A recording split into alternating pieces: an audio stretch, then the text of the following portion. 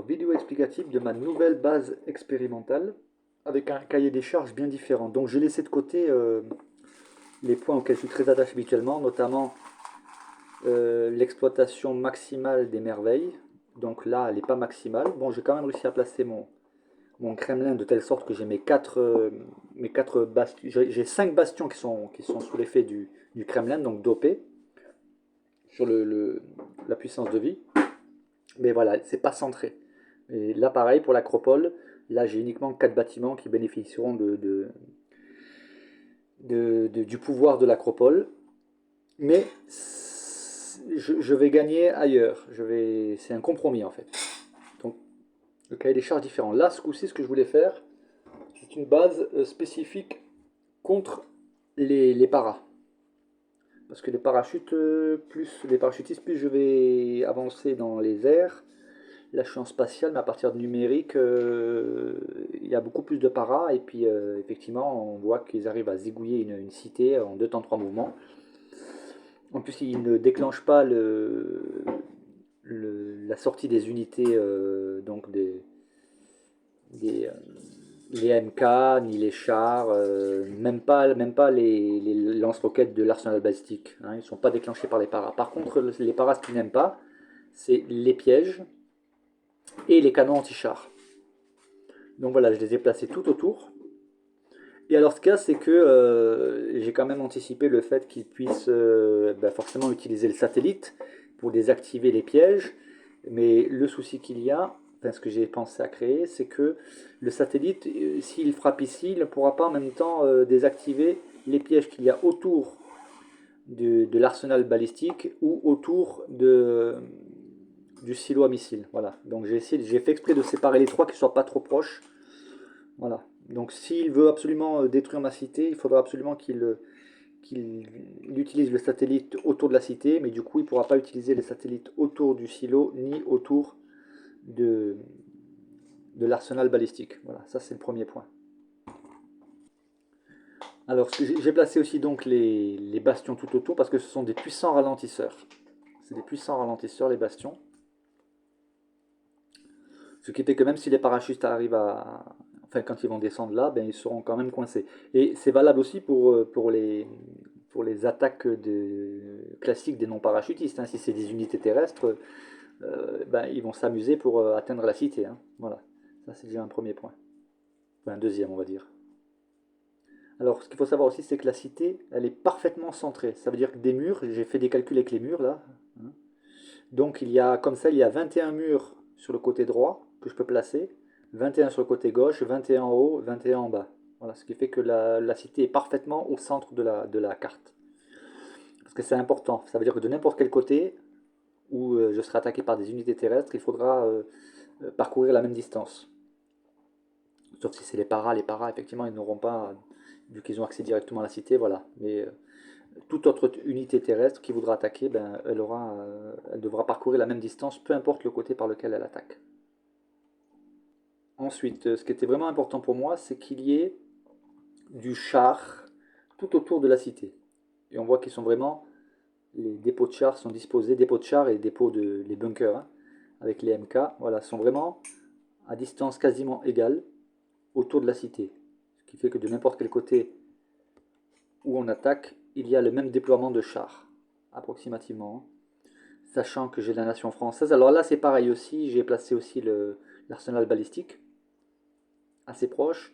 Alors l'arsenal balistique, j'ai fait en sorte que, j'ai testé, que même si on utilise, moi habituellement pour désactiver enfin pour me débarrasser de l'arsenal balistique des ennemis, j'utilise la trahison, ce qui fait que les lance-roquettes qui sortent, dès qu'ils sont trahis, ils détruisent l'arsenal. Or là, moi ce que j'ai fait, c'est que j'ai mis un leurre piégé, plus des pièges un peu partout, des mines, et un déclenchement rapide de fusée éclairante. Ce qui veut dire que si jamais il y a une trahison, ils se font direct dégommer par les nouvelles lance-roquettes qui sortent et par les pièges, et ceux qui sortiraient, qui seraient trahis, ils seraient forcément attirés par le leur. Voilà. Alors si quelqu'un utilise le satellite ici, il ne pourra pas utiliser le satellite ici. Voilà. Et idem là, donc voilà, parce qu'effectivement on peut utiliser les satellites pour désactiver. Il faudra que celui qui attaque fasse un choix. Donc ça limite aussi l'activité du satellite. Alors, ce qui est toujours aussi très important, c'est que d'avoir le maximum de bâtiments défensifs reliés à la cité par les routes, parce que cela leur communique une puissance d'attaque supplémentaire au niveau des dégâts. Je ferai la démonstration après. Donc, quoi que je peux la faire tout de suite à la limite, hein. Je vais faire sauvegarder. Voilà. Donc, on voit par exemple le canon anti-char qui est relié à la cité par une route. Alors voilà, quand il n'est pas relié à la route, les dégâts sont à 8840. Et quand il est relié à la route, les dégâts sont... voilà. Les dégâts sont à 9787, donc plus de 1000, pratiquement 1000 de plus en attaque, en dégâts. Et c'est idem pour tous les autres bâtiments défensifs, hein. La défense aérienne, la tour, voilà, la tour elle est à 1930 en dégâts. Si je l'enlève, je vais la mettre où? J'ai plus de place pour la placer. Voilà, je vais la mettre là. Donc là, elle est à 1817. Voilà. Si je la remets là, 1817, elle passe à 1930. Voilà. Et c'est pareil pour chaque bâtiment défensif. C'est valable aussi pour le silo à missiles. C'est valable pour le château. C'est valable pour les redoutes. Il n'y a que les tours de sniper à qui ça change rien. Voilà. Mais sinon, tous les autres bâtiments défensifs, voilà, c'est les redoutes. Même les mortiers, pareil, hein. Voilà. Je retourne sur ma base expérimentale. Voilà. Je vais la modifier. Voilà. C'est un petit bug qu'ils ont. Il faut faire annuler. Je retourne. Voilà. Ensuite, ce qui était vraiment très important pour moi, c'est que tout autour de la cité, il y ait une équivalence au niveau de la défense antiaérienne. Et un calcul d'anticipation de l'utilisation des sabotages. Donc par exemple, le silo est protégé par deux défenses aériennes et une tour au milieu. Voilà. Donc si on utilise un sabotage ici, on pourra prendre à la limite la tour et la défense aérienne et la redoute, mais pas cette défense aérienne là. Donc il faudra utiliser donc deux sabotages pour empêcher les attaques des défenses antiaériennes de la tour contre les avions, au lieu d'utiliser simplement un seul sabotage. Parce que quand les bâtiments défensifs sont trop proches, ils sont plus faciles à saboter en groupe. Voilà. Donc là, on voit que vraiment tout autour, il y a de l'anti-aérien tout autour. Voilà. Là, ici. Là, le château, c'est très fort aussi en anti-aérien. Voilà, tout autour, il y a de l'anti-aérien. Ensuite, ce que j'ai fait aussi, c'est qu'on remarquera, c'est qu'il y a des murs, mais avec des passages. C'est ce que j'appelle des passages obligés. Ça veut dire que s'il y a une attaque par ici, par ce mur-là, s'il est détruit, l'ennemi qui va rentrer là, il va pas chercher à casser les murs, il va passer là où il y a un passage. Et donc là, ils seront puissamment ralentis. Et puissamment ralentis devant le bastion, pour que le canon anti-char leur tape dessus. Alors bien sûr, il faudra utiliser un sabotage, mais ça fait beaucoup de sabotage à utiliser tout autour. Et comme le nombre de sabotages est limité, ben voilà. Et en plus, ça, comme les attaquants seront ralentis, ça peut laisser passer le temps du sabotage et réactiver à nouveau le canon anti-char. Et là, donc, il y a des passages obligés tout autour des bastions. Donc, alors, bien évidemment, cela n'a aucun impact contre ceux qui attaquent aux hélicoptères. Tout ce qui est piège au sol, mais voilà. Tout le monde n'attaque pas aux hélicoptères. Et puis les hélicoptères, ce qu'ils n'aiment pas, par contre, c'est effectivement les canons anti-char. Et puis là, les tours sont puissantes, quoi. Voilà. Alors Versailles, qui est un puissant ralentisseur, je l'ai placé ici parce que je me suis dit que c'est une faiblesse ici. Là, si j'enlève le Versailles, qui est un puissant ralentisseur, on peut être tenté d'attaquer par ce côté-là, hein, sachant que le Kremlin n'est pas un bâtiment défensif. Alors que là, avec le Versailles, bah, celui qui va attaquer par ce côté-là, il sera ralenti. Je parle encore une fois des unités au sol, hein. Alors il faut savoir que à mon niveau, donc en air spatial et en ayant fait ce qu'il faut à l'université, l'arsenal se transforme en... Enfin, quand il est détruit, l'arsenal, ça libère des chars. Et idem pour l'académie militaire. Donc je les ai placés aussi à des endroits stratégiques. Et là, rien n'est aussi par hasard. Je me suis dit que là, s'il y a une trahison de, de mes lance-roquettes, alors déjà, ils seront dégommés, ils se trahissent, mais en même temps, ça déclenchera la sortie de- des généraux et de mes chars, puisque à la nation française, ce qui sort du QG, ce sont des chars qui sont assez puissants. Voilà.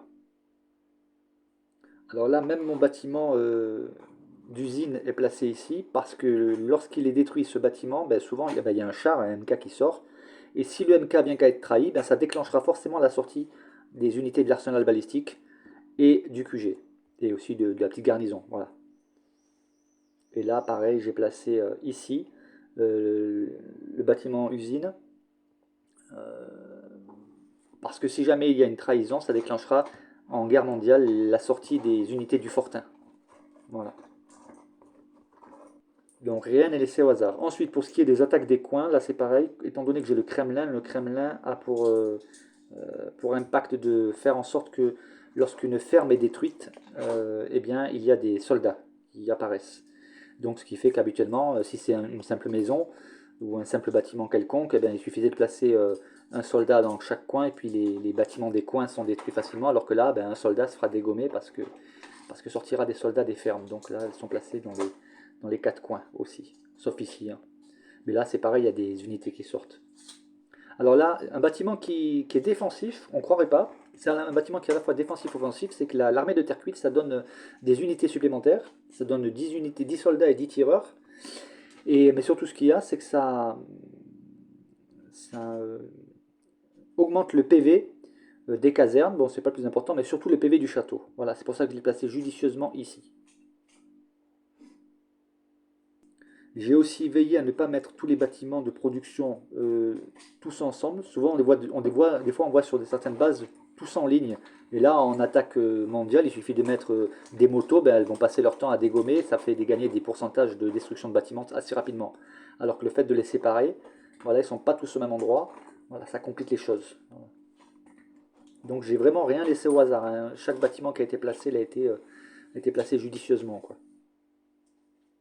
Ce qui est important aussi, c'est que j'ai placé donc les. On voit que tous ces bâtiments de production d'unités sont suffisamment au centre et entourés d'autres bâtiments militaires qui font barrage notamment aux commandos. Parce que les commandos, lorsqu'ils viennent, ils détruisent des murs, puis ils vont détruire les premiers bâtiments militaires qu'ils voient. Voilà. Et les ennemis des commandos, par contre, les commandos classiques, eh bien, ils déclenchent la sortie des unités. Donc voilà, avant de pouvoir détruire le bunker, il faudra d'abord détruire la tour. Voilà, ils sont souvent attirés par les premiers bâtiments, voilà, les premiers bâtiments militaires. Et ce qui est le plus important, c'est les bâtiments de chars. Voilà. Donc ça aussi, c'est important. Voilà. Et là, c'est pareil, hein, le leurre, ils sont placés judicieusement, de telle sorte qu'il y a des paras qui sont lâchés. Alors, j'ai pas mis trop de pièges autour, mais j'ai mis ce déclenchement aussi, l'embuscade blindée, c'est pas mal. Ce qui fait que si jamais il y a une... J'ai pas mis trop de pièges autour, pourquoi? Parce que si jamais en guerre mondiale il y a une descente de parachutistes, euh, ben, ça déclenchera les pièges, et ce piège-là est déjà pas mal, quoi. Celui-là, là, ici, là, le leurre, ça attirera les parachutistes vers le leurre, et ils seront dégommés par notamment le canon anti-char ici. Et puis il y a aussi un char qui sort de là. Voilà. Et puis c'est pas le plus important le silo, hein, sachant que le silo il est contre des unités. Souvent, la tactique pour retarder l'utilisation du silo, enfin, pour faire en sorte qu'il ne soit pas très important, c'est de mettre dans un coin généraux et mercenaires, ce qui fait que le silo va attaquer les plus gros. Donc ça permet aux autres unités d'attaquer. Mais voilà, quand même au cas où. C'est pour ça que j'ai pas mis beaucoup de. J'ai mis juste une batterie MSA pour défendre le silo. Ça me paraît plus judicieux de défendre davantage l'arsenal balistique avec deux MSA. Je protège aussi mon bunker avec un MSA ici. Voilà, et j'ai placé aussi un MSA ici pour protéger ce bunker. Voilà. C'est important. Et ça protège en même temps dans les trajectoires de développement de, de parachutistes. Ah oui, les tours de sniper aussi sont placés ici, là, là et là pour protéger aussi, voilà, pour avoir un impact sur le. Parce que les tours de sniper, elles, par contre, elles tirent sur les paras. Voilà, donc protéger le silo. Voilà, je ne vais pas faire plus long, j'ai communiqué l'essentiel des informations qui concernent l'architecture de cette base défensive. Voilà, sachant que la stratégie en défense, c'est quelque chose qui doit toujours être... faut jamais s'asseoir sur ses acquis et il y a toujours moyen de perfectionner au fur et à mesure et on se rend compte de ce qui, de ce qui reste à perfectionner lorsqu'on participe à des guerres mondiales et donc on voit le résultat, quoi. Voilà, en tout cas, cette base est le fruit de cette réflexion que j'ai partagée. À bientôt!